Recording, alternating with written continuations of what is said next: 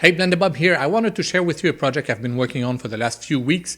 It's a fan film for Game of Thrones. And in the books, Tyrion Lannister gets his nose completely chopped off. They didn't do it in the series, but in the books, the nose is off. And the director really wanted it to make it like the book. So 54 shots of a guy without a nose. There was also a shot of a guy getting his head chopped off. And there was a lot of shots where I needed to add some rain. So for the rain, I'm going to make a separate clip. But for this one, I'm going to show you how I did the nose and how I did the head. So before I start with the complicated stuff of the nose chopped off, let's start with something simple like adding a tattoo on my face. To do this, I'm going to use KeenTools Face Builder and Face Tracker. Now, this is something I've been using for many years. Before I used it on Nuke, it was a Nuke plugin, but they made a Blender version and it's actually better to use it in Blender. It's easier and it's better because you're already in the 3D environment, so you can do all your stuff right away, right there. And if you need to do some changes, you don't need to go back to Nuke, redo the tracking, go back to your 3D package. So it's much better than this. And the cool thing about it is that you can buy it per month. You can just get it a license for 1 month for one project. So they're not going to screw you like Adobe, like, oh, you pay per month, but actually you registered for a year and you have to pay for the entire year. And if you want to cancel, we're going to charge you $5,000 penalty and rah, rah, rah, rah. No. They're very cool. You pay per month and that's it. You can buy a full license if you want. Anyways, KeenTool, the link is in the description right there. Let's go. The first thing I want to do is to find 2 images that I will use to build my face in Face Builder. I will take one from the face and one from profile, and I will make sure I find images that don't have any motion blur. So I will go for frame 40 and frame 64. In the Face Builder tab, I will click on Create New Face. Now I can customize it. I don't need the entire head. I just need to track the side of my face. So I will remove everything that I don't need. So I can go in Model and just turn off everything that I don't need. Now I will click on Add Images, and these images will be used for the modeling of the face. And I'm going to take the 2 images that I chose before, so number 40 and number 64. Let's start with a 40. You will see that it has been loaded. I will click on the eye to adjust it, and boom, automatically it tries to match it the best it can. And by moving the red dots, you can adjust the face to match the model that you have. And you can add dots anywhere you want. You just click and drag to add it. And now I can match my ugly profile. I don't care about the forehead because I'm not going to deal with this area. I will redo the same thing with the other image.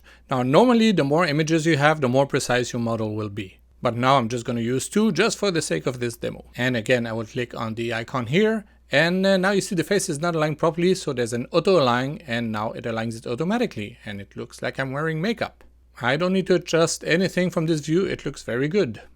So now if I go back to 3D, this is my face. In the Face Tracker tab, I will click on Create New Face Tracker, and here I will choose the image sequence that I will use for tracking. Then for better result, you just click on Analyze and you let it calculate what it needs to do.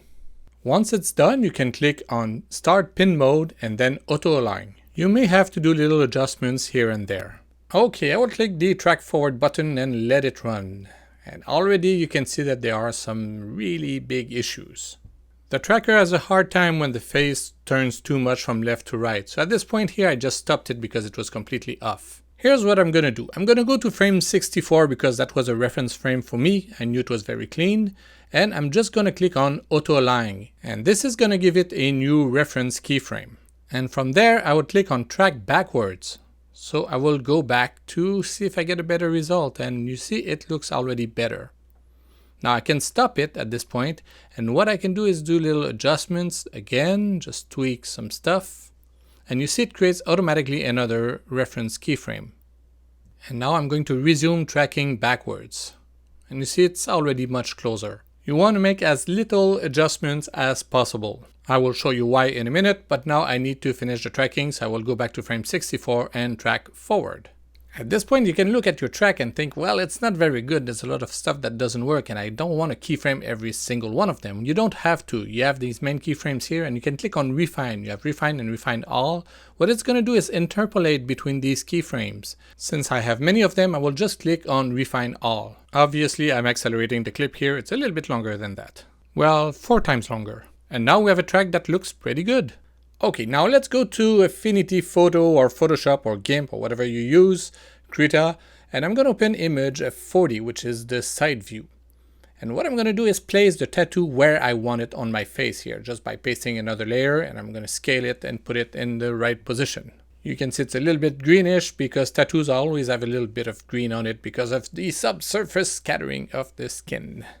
Okay, that's exactly where I want it. Now I can turn off the background layer and export this as a PNG, so I get the logo with a transparent background. If I connect the texture to my shader, you will see it won't work because the UVs of the face don't match the image that I have. And even if I try to move the UVs, it's never going to work. It's never going to be at the exact right place and it's going to be all distorted. So we don't want that. What we need is to project the UVs from the camera point of view.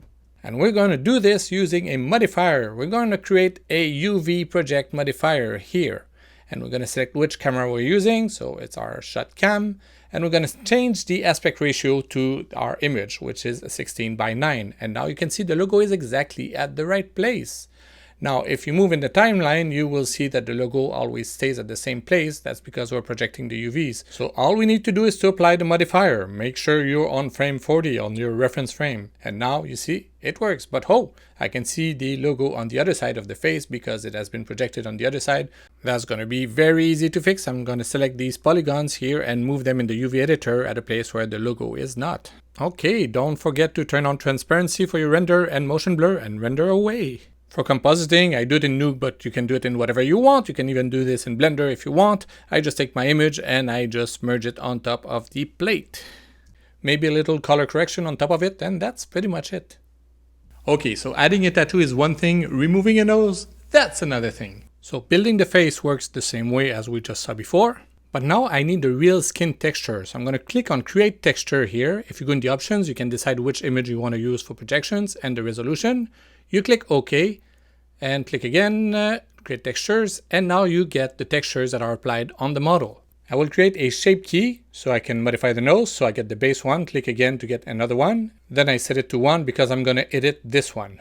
So now I can start sculpting. Now I'm redoing it for the purpose of this demo, but it's not the real model that I use for the final shots. So I'm going a little bit fast here. Okay, let's say I'm happy with this for now. What I'm going to do next is to create a modifier. I'm going to create a multi-res modifier so I can sculpt it in more details. So add modifier and multi-res. I will subdivide it 3 times. And now I go for the fine details. Now you have to remember that you need to turn off the modifier, the display of the modifier, if you want to do some face tracking, because it's not going to work. It's going to say the geometry doesn't match. So that's how you fix it. You just turned it off just for the viewport, but it's going to render with the subdivision on it. Before I do the textures, I need to fix the UVs, because if I take a look at the UVs the way they are right now, they are designed for full nose, but now I put the nose inside and I don't have the nostrils, so it's a little bit different. So I need to fix this. But Blender doesn't have tools that allow you to smooth UVs only in certain areas. So unfortunately, I will have to go to Maya. So now we are in Maya. What I need to do is only fix the nose. I don't want to touch the skin around it because this is all good. There are so many tools in Maya to deal with the UVs. It's completely insane. And that's actually the only reason why I still use Maya. So here I use the unfold tool to just unfold the nose. It's that simple. One click and it's done. We need this in Blender badly. Then I bring it back into Blender and all I need to do is select this one, then the one I want to get the UVs from, and do a copy UV map. And you can see that only the nose area has been affected. I started to paint the nose, but then I realized that I don't have enough resolution, because the way Face Builder works is that you have the full UV area and it unfolds everything. But if you remove parts like the skull or whatever, it keeps the UVs in the center. So I'm just using like a quarter of all the UVs I could use. So I had to scrap all this stuff and start over again. And for me, it's important to show you all the mistakes I did so that you can learn from my mistakes. But what I did is not wasted, because I did need to unfold the nose. So that's still good. Everything I did is still reusable. But what I'm going to do now is to take the UVs here and scale them to the maximum I can use. So I can go bigger, bigger, bigger until I reach the end of the cheeks. So obviously I need to redo the textures on the face. And what I did was to import the same image that was used to create the face. So the image that's in the background, I used the same image as a texture. But now it's going to be a slightly different technique than what I did before. Before I projected the UVs on my face, but now what I'm going to do is to create a texture coordinate, and I'm going to plug the window into the vector. So this way the image is projected from the camera point of view. So I didn't touch my UVs. I'm going to create 2 image nodes. and I'm going to call them face A and face B. And what I'm going to do is I'm going to bake the textures. So I will go in bake here. What I want to bake is the emission. Why the emission? Because I don't want the diffuse, I don't want the light influence, I don't want anything. So I'm just going to connect this into the emit here. I'm going to make sure that strength is at 1, and I want to make sure that the base color is black. Good. Now connect this back into the output node, and now I get a perfectly flat image. So I will select face A and press bake. Now I will change the input image for the second image that was used to build the face. I will also change the camera just to make sure everything's okay. I will select face B, and again I will press bake. In the image editor, save both images. Okay, now I'm in Affinity. I'm going to combine these two images together because you can see one has a good face on one side and the other one good face on the other side. So I put them together as a layer, and all I need to do is to create a mask, and I will mask the side that I don't want. Now I don't want to do this with a straight box. I prefer to take a brush to make it more organic so that there's a better blend between the two images. So I'll take a white brush and I'm just going to paint here to mix the two textures together. Once you are done, you export it as a PNG. And here we go. Much higher resolution now. Obviously we don't want the entire face, so I'm going to create an image texture, and this one's going to be a mask that I'm going to use to isolate the nose. So you see I plugged it into the alpha and I started to paint, and it was terribly slow, and I was wondering why is it so slow. Then I realized, oh, I still have the multi-res modifier turned on. So now I could start painting the nose area. Turns out it was a little bit too sharp, so I just changed the strength to make it a little bit lower, and then I made the edges much smoother. I also extended the right side of his face because I knew he was looking on the right and that I would need to redo the cheek behind the nose because now he doesn't have a nose anymore. So we're going to see the cheek, and that's how we can create the geometry that is occluded by the real nose. Sometimes it's good to go into 2D mode so you can see spots that you have missed, so just paint them out. With so many shots, I needed to do many custom maps like this because sometimes it was looking left, sometimes it was looking right, sometimes it was just facing the camera, so I didn't need the cheeks. Remember what to do with this, just move them away. Now it's time to paint the nose, so I took off the alpha channel because it's faster to paint only one image at a time, and from there I clone from the scars that are already there. Now again, I'm redoing this from scratch for this demo, so it's going to look a little bit crappy, but the real one took about a day just to prepare the nose and to make sure everything was okay and it was seamless. Now I'm painting the cavities. Always pick a color that's already in the texture. And I'm in multiply mode, so I'm just painting with a very low strength so that I go slowly and I don't want to go too strong. Take your time. Okay, we are done with the face. Now it's time to track. By the way, you don't need to start tracking at the first frame. You start at a frame where you have no motion blur, where it's as clean as possible. Now this guy's face is much more difficult to track than mine. I don't know why, but that's the way it is. So when I reach a situation like this, I tried to find the cleanest frame after this and try and auto align, but in this situation it just didn't work. But keep playing with it and eventually you will find a way to make it match. Sometimes you just need a good few manual keyframes and it's gonna fix everything. Alright, so I got it done. Let's test it. It looks pretty good like this, but whoops, if we look on this, if you look on the side here, you can see that the cheek here is too dark. So we'll have to fix this in lighting because he's turning his head and there's more light coming from the left. You can clearly see here why we needed the cheek and in the texture here on the geometry, because the nose is cut like this, so we have all this area here that we need to get rid of. If we just use an ambient color, just a background color, and we turn it back on, see, it's going to match in this direction, but again, if we turn the head, we're going to see that it doesn't work at all. So we're going to use directional lights instead. I've created two of them. One is the main light and one is the fill light. So I'll put back the environment at 0. And this one here, this is my main light. It lights this side of the face here. And the other one will light the back of the face. That's my fill light. So it's this one here. So I turn this one off and it's here. So this one lights the back. I will change its intensity until I get a perfect match. I'm also changing the angle here so I can get a softer shadow. Now you may ask, why don't you just use an area light? Well, this is why. If you look at it from the top view, you can see that the head is moving. It's supposed to be at around the same place all the time, but it moves front and back. So I would have to keyframe the area lights to follow the model, and that just didn't work. Finally, I want to get rid of these black edges here, and for that I'm going to add some subsurface scattering to give it a more skin-like look. So you just play with it until they disappear and it looks like real skin.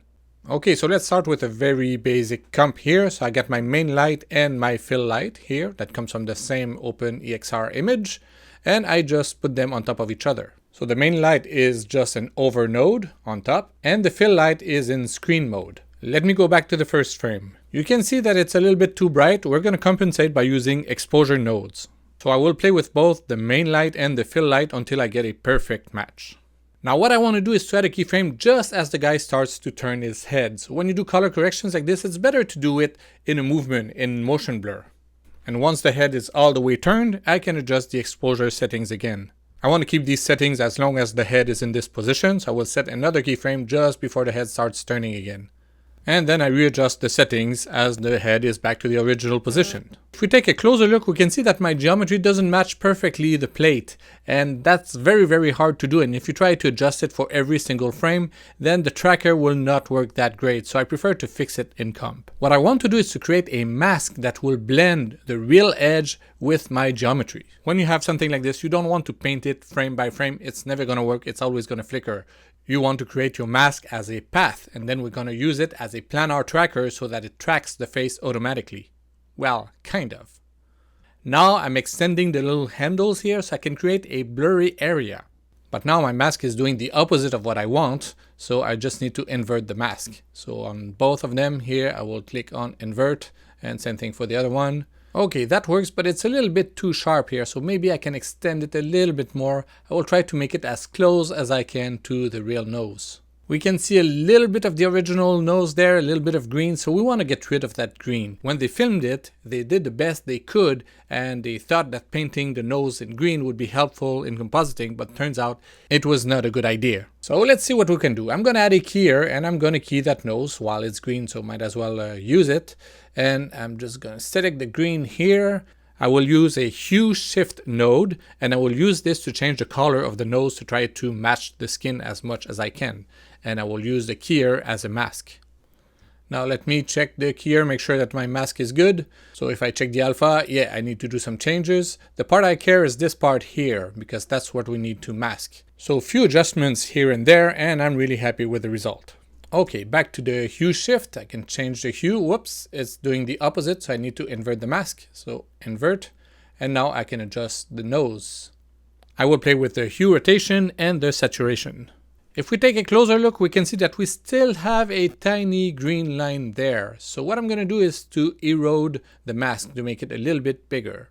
So I add an erode node, and I can use this to either expand or contract the alpha. So I'll make it a little bit bigger.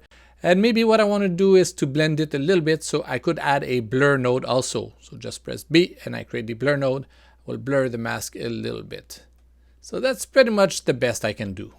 I had some situations where I needed to push it even more. I needed to paint out the nose completely, so I needed to add a paint node under the hue shift and just clone the area to make it disappear. But that's very tricky because you have to do it for every single frame, and it's really hard to paint something on different frames and it's seamless. Okay, let's see what we got.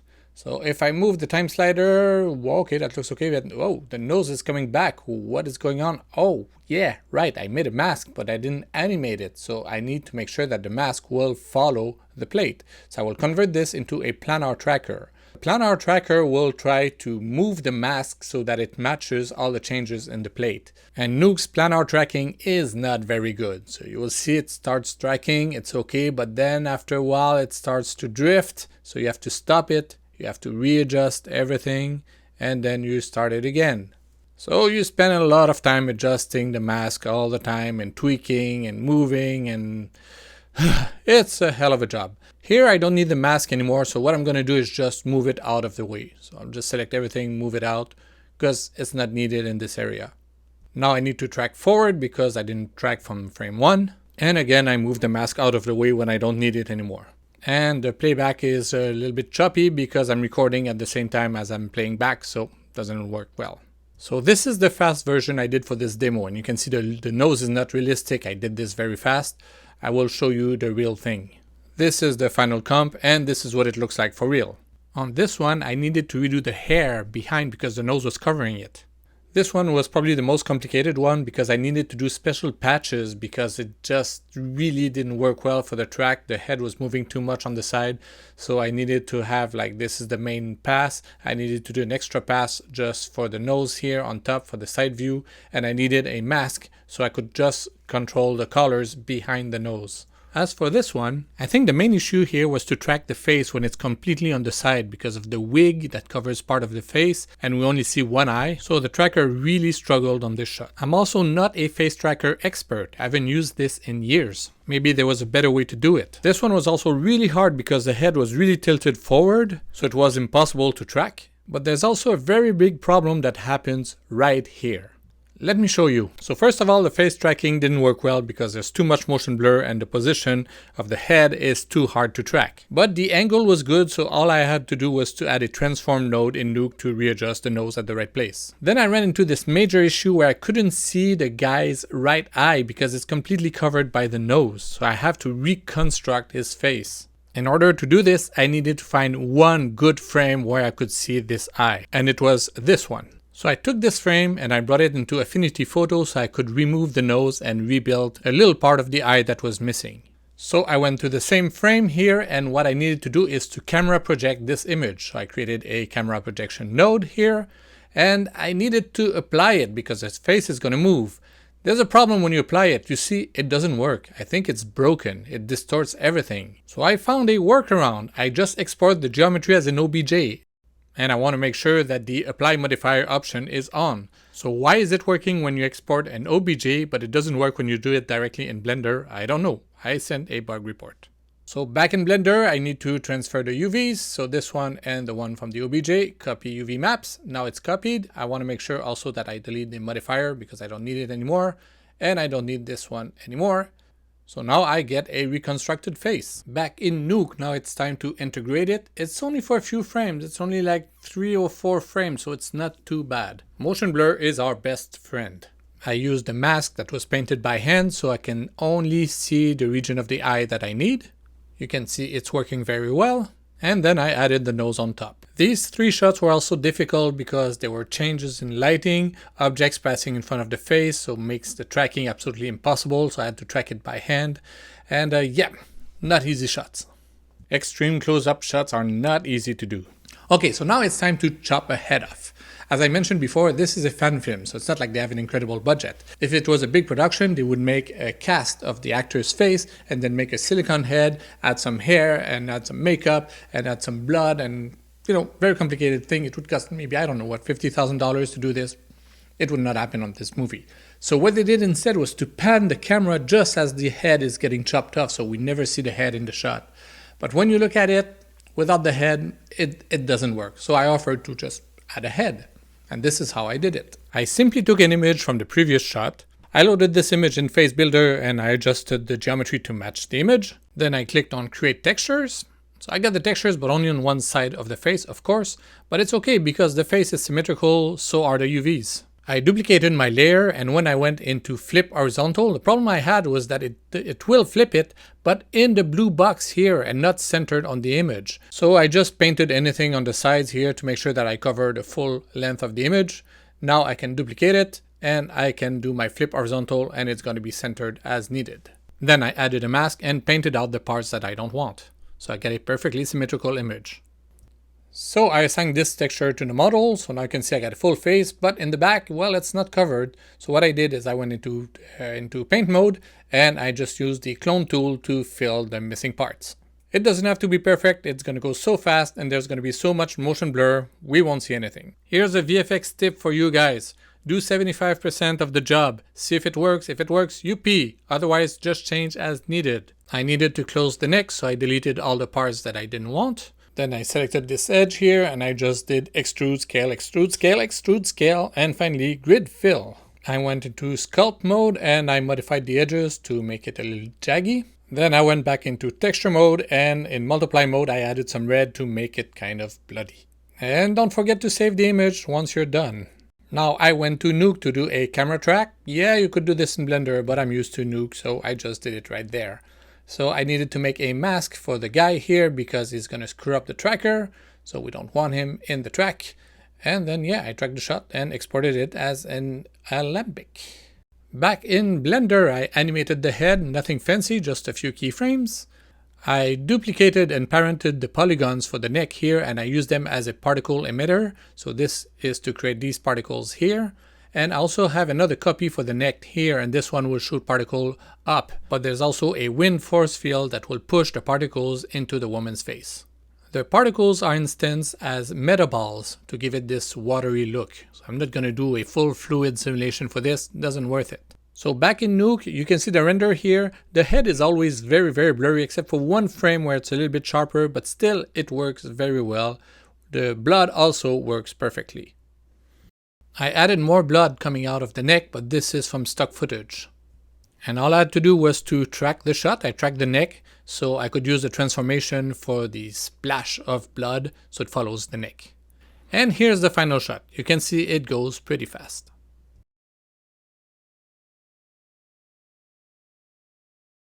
So at the end, I had one shot of a guy getting his head chopped off, 54 shots of a guy without a nose, about 60 shots where I needed to add rain, and all of this done with Blender, KeenTools, Nuke, and Affinity Photo. One guy, 23 days at about 8 hours a day. It was a marathon. Okay, bye.